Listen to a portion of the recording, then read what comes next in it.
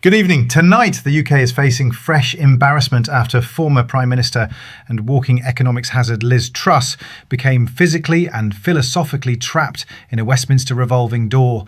Truss was attempting to enter the offices of the Institute for Spontaneous Growth, a think tank she founded in the foyer of a Marks and Spencer's, when she became locked in an endless rotational loop of glass and delusion. For nearly 14 hours, Truss has been circling herself, reportedly unfazed. Aides say she is refusing help, describing the incident as an exciting metaphor for economic velocity, and claiming she is doing a bit of Thatcher in a centrifuge. One bystander stated she said something about deregulating the door hinges and then just kept going. Honestly, she looks weirdly into it. Dr. Colin Clegg-Mulch, revolving door theorist, had this to say. Truss believes the door symbolises perpetual opportunity. In reality, it's a transparent death trap of her own design, much like her budget.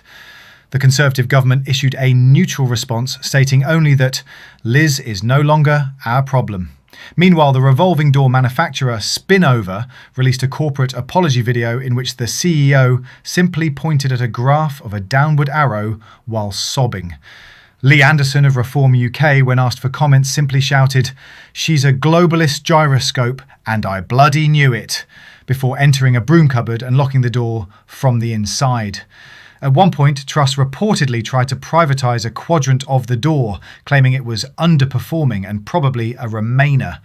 Her supporters, known collectively as the Trustables, have gathered outside chanting slogans like "Liz it and biz it" and "Free the Spin Queen."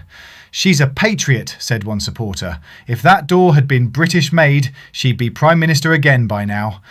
As of 6 p.m, Liz Truss remains trapped, physically, ideologically and possibly permanently, in a self-fulfilling loop of her own convictions. When asked if she regrets her actions, she reportedly replied, "Regret is for regulated people," and then spun out of frame again.